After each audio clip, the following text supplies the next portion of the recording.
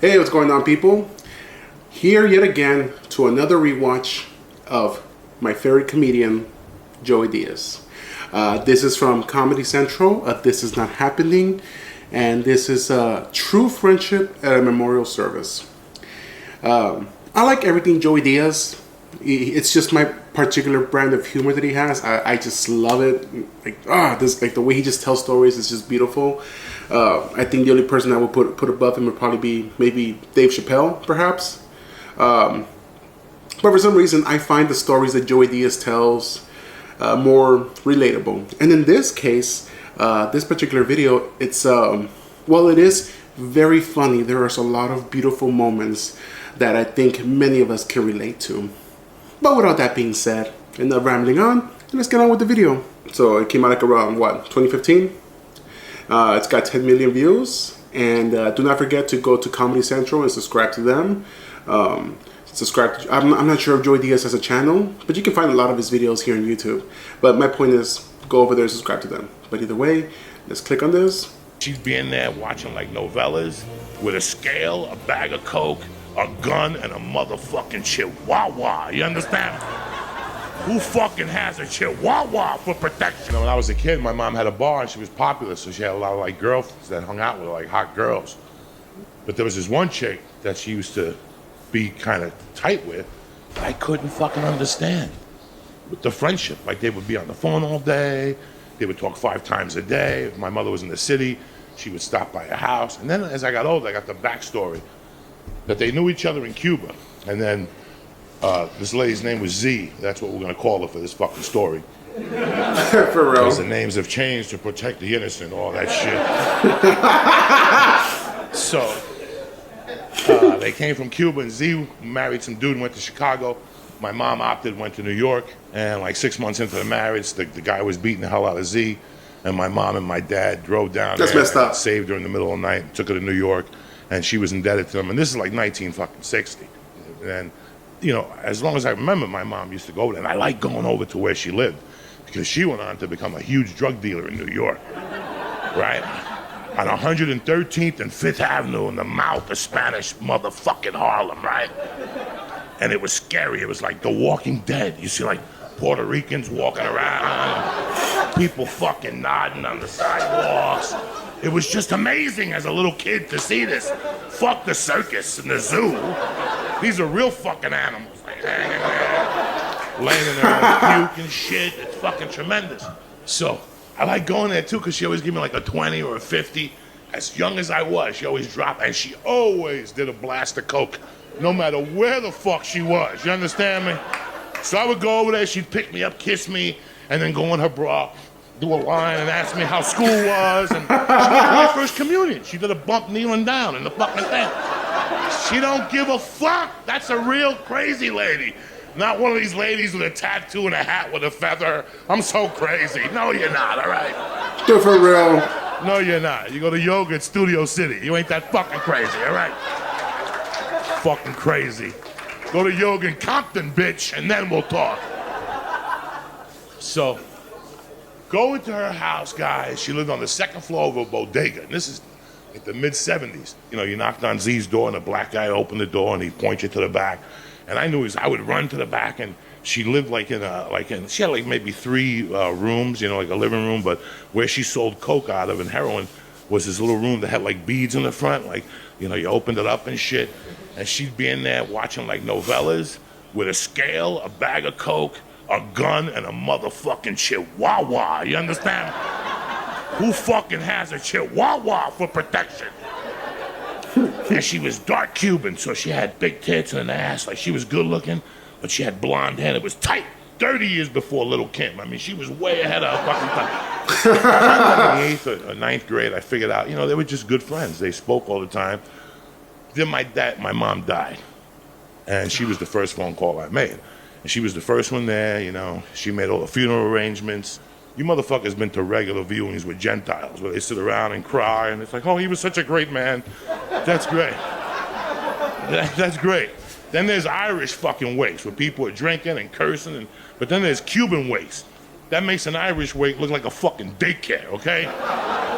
They drink 24, and it's open 24 hours. 24 hours, funeral parlor. And anything goes. People are doing lines, people are arguing, people playing dominoes, people playing fucking dominoes at my mother's fucking wake, okay?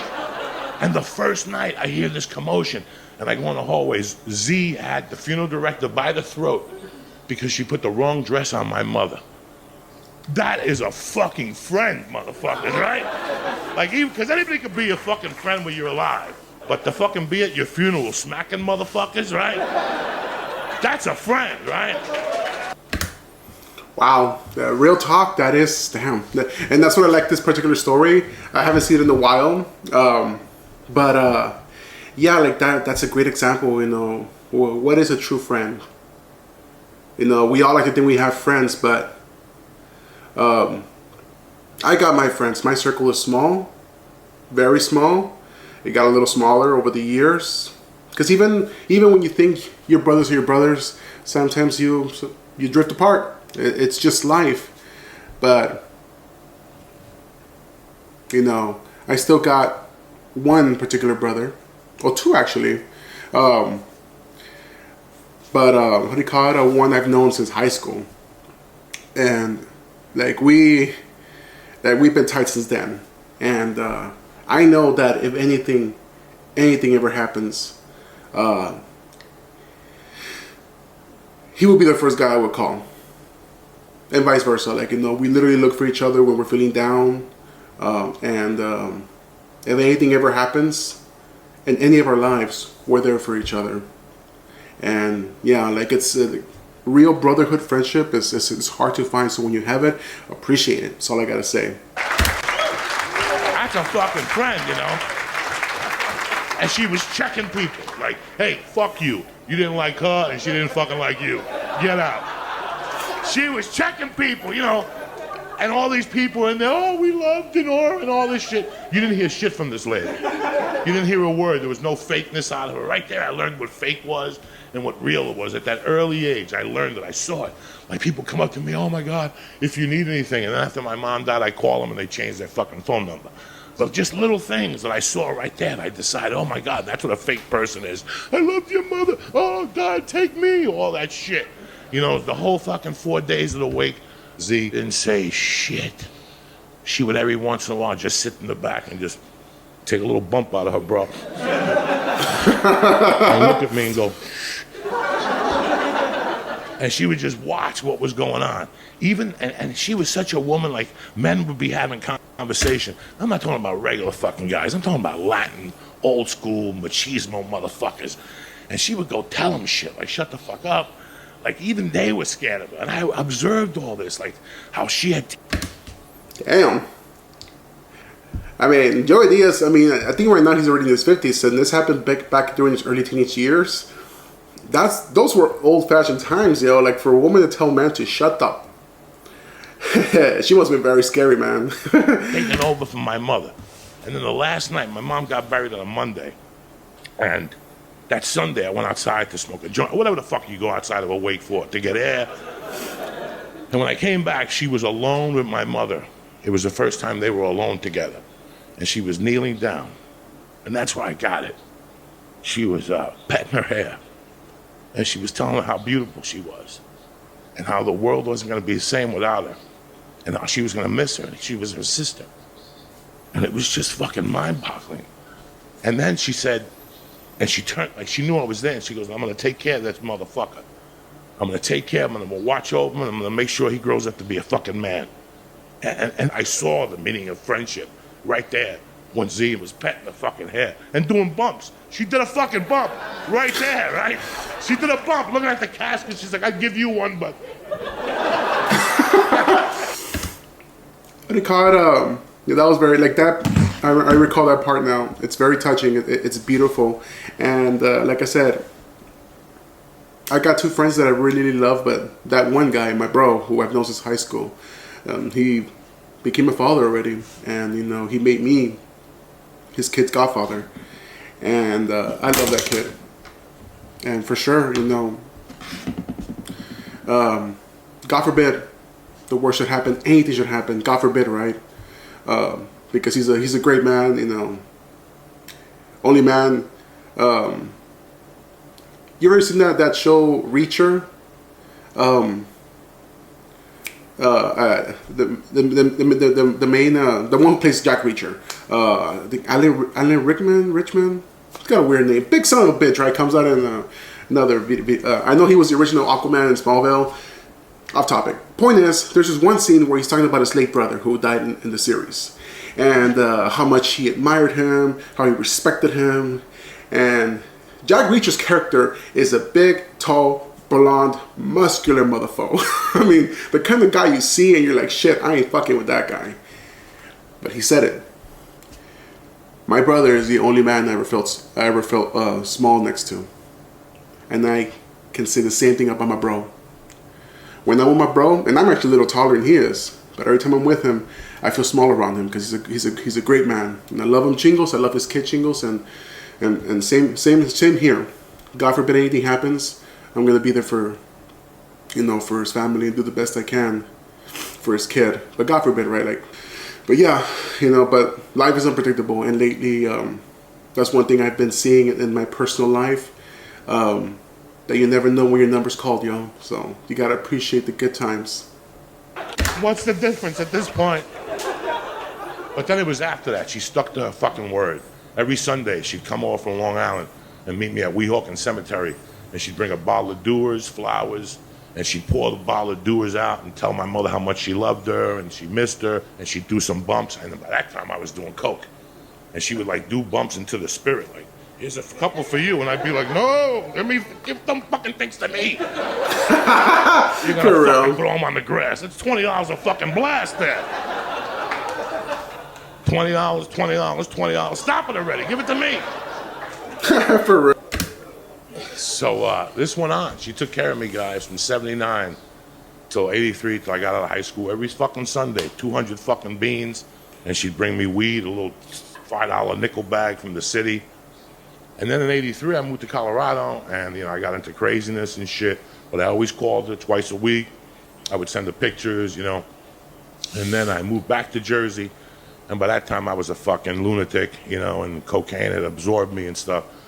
And I kept in touch with her, and I would go into the city once a week and take her for a Cuban sandwich. There was a place on 118th Street we walked. And I went to Miami, and I found some friends of hers, and I beat them for a half a kilo. And I just felt fucking bad. You know how it is, dog. One bump leads into another. Next thing you know, you're having a party. Next thing you know, you did 6 ounces of blow. It's a fucking nightmare, you know what I'm saying? And there's no rehabs, there's no hugs, They don't give a fuck, that's it. So I felt embarrassed. When I came back from Miami and I'd fucked these people over, I felt embarrassed, so I didn't call her. I didn't call her for 5 months. And in January of 85, I finally got a little sober, and I called her one day, and I goes, Z, what's going on? And she's like, where the fuck have you been? She goes, you haven't called me in 5 months. She goes, the cops raided me. They took everything. She goes, my leg broke, and there was nobody here for me.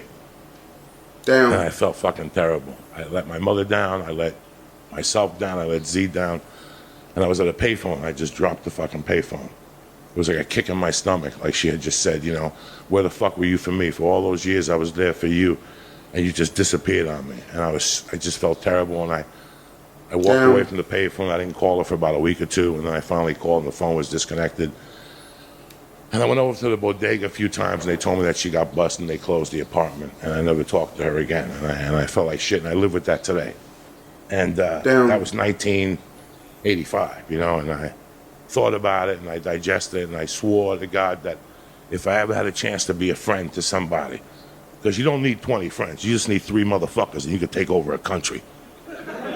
Okay, that's what we're confused as Americans. We think we need all these motherfuckers. You give me 3 bad motherfuckers, and you're finished. You understand me? You're fucking real talk. finished. Because we got each other. And real talk. And, listen, man. Like Ari. Ari's my fucking Goomba to the end. He might be a Jew or whatever, and I'm Cuban. But that's my fucking Goomba, and he knows that's why I'm For here. real. Not because whatever, but, I promised that I would be a friend to people, and I would live and die for them. And, when I look at people now, I always look at people sometimes, and I go, how's that motherfucker going to feel when I die? Is he going to be talking shit at my funeral? Or is he going to squeeze my daughter and come see her every week and give her a toy? And that's how I have to look at people. That's how I was raised, For and sure. I always lived with that guilt of not doing something for my friend. And then in 2007, I got off the blow. I quit doing cocaine. Don't ask, don't clap. Nobody's supposed to do it anyway, People are like, I'm off drugs. You're an asshole. You're not supposed to do drugs anyway. Okay? For Don't real. fucking break your arm tapping yourself in the back, asshole. Right or wrong, these motherfuckers walk around with their water. I'm sober now. Who gives a fuck? 2 months ago you were sucking dick for rock at the Roxy. Now I gotta fucking shake your hand. Fuck you. Dude. That's messed up. Motherfuckers don't know, you know what I'm saying?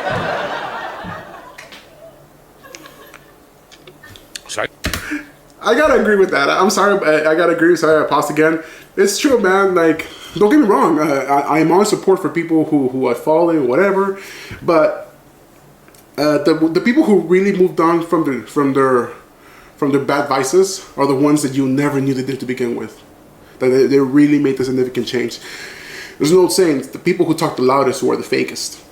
And yeah, like if you never knew this guy used to do this, that means he really has moved on, because when you meet him, you thought he was the sweetest person in the world. And I know any of you guys have met people like that you like them, you like hanging around them, you like talking to them, and then for whatever the reason, you learn about their past, or they talk to you about it, or their wife, or whatever. You just learn that at some point they used to rob people, do horrible things, or yada yada yada, or just did drugs, or whatever. And you're like, you never would have known. Like, those are the people who really turn their life around and change for the better. Not the ones that, oh, I used to do this, and now I'm better, and I'm doing all this, and yada yada yada. I mean, don't get me wrong, it's not always the case, But like the old saying goes, the exception doesn't make the rule. But anyways, Got off coke. I had been off coke like 4 days. And that was tough for me. I used to go like 18 hours, and I'm like, ooh. That's a long fucking time, I was clean for 4 days, and a dear friend of mine died. She was a comedian. She died of cancer. And there was this one producer that used to mess with us all the time here in LA. He would have these festivals and tell us that he was going to book us, and then decide, oh, no, I'm not hiring dirty comics this year. Why would you have to work so dirty? He'd make us feel bad about being dirty comics. We were just expressing who the fuck we were, you know what I'm saying? So, then why fuck with them? Seriously, you're not gonna hire them. That's cool, but like, damn, dude, that's a messed up shit. I saw him then. He had messed with me and Marilyn a couple times, and I saw him at the church. Right, I saw him at the church, but it was 10 o'clock. I was a little on the stone side. I said, I might as well not say nothing to know. Sometimes you do a bong hit before church just to calm your nerves. Sometimes just 1.5, just to loosen you up before church.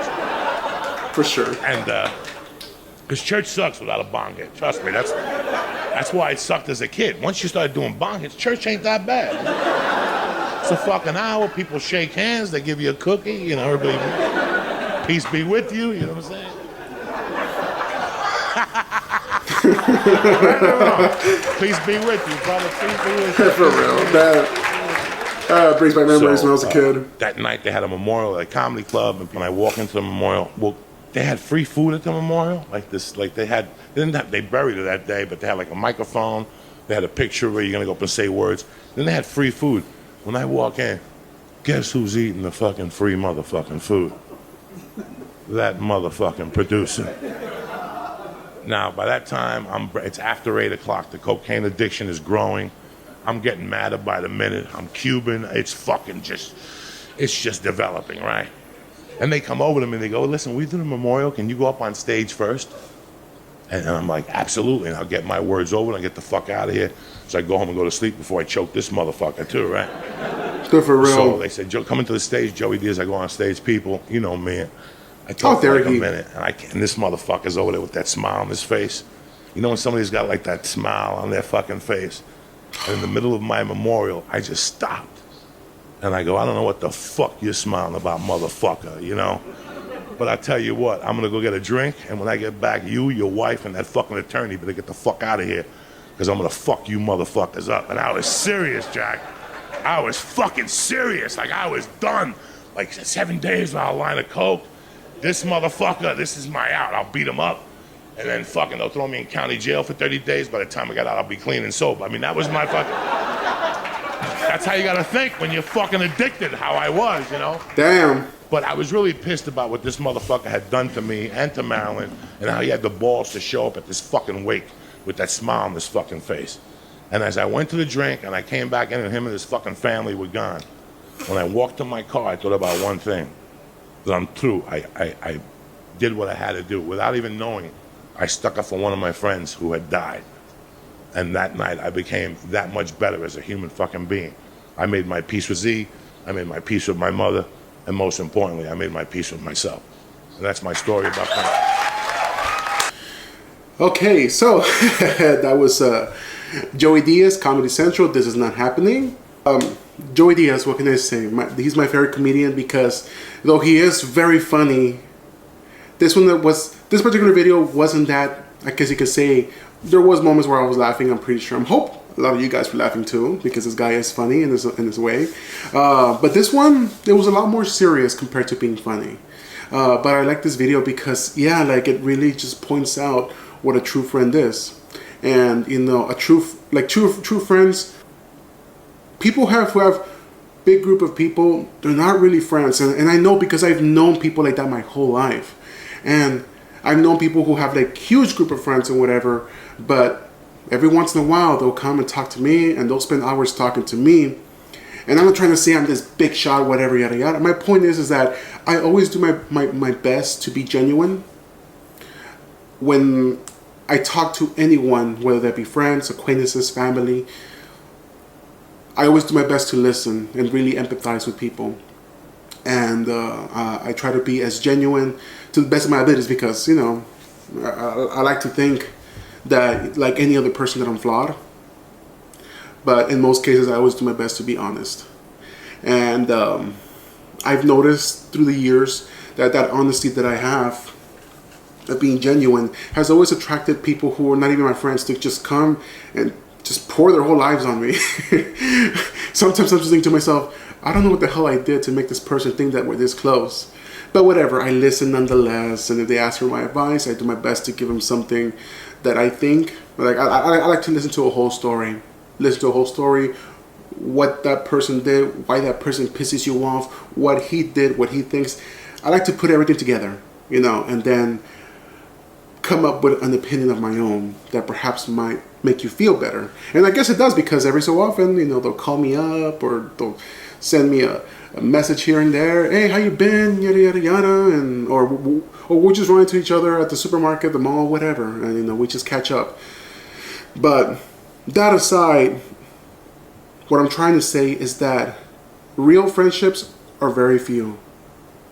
There was a time where I had more, but it's just life. Sometimes you just drift apart. I did reconnect with an old friend of mine who, but like I said, it's just life, you know. Sometimes you have a family, etc. I haven't really had a chance to form my own family yet. If it happens, it happens. If it doesn't, I'm kind of like doing my own thing still. But that aside, my point is that I have two friends right now that I really care about, and they're always there for me when I need them, and I always do my best to be there for them when they need me. And that kind of friendship, that kind of bond, you can't put a price tag on that. You really cannot. That brotherhood, that trust that you have in each other, it's just beautiful, and that's why I like this particular story so much. Like just that moment where, you know, where he's recalling seeing that woman, Z, his mom's friend, just, you know, stroking her hair, you know, telling her how beautiful she looks and how much he misses her and things will never be the same when she's not there. Like that, it gets to me right now. It's just beautiful, and that's why I like this story so much. And I hope you all did as well. But either way, enough rambling on here. That was my reaction, and if you like my reaction, you want to see more, please do me a favor, help me out a little bit and give me a like and subscribe, comment, share, all that good stuff. How about you, bro? And thank you so much for joining me. This is your boy Brown Baldy, and y'all have a good rest of your day, and y'all take care.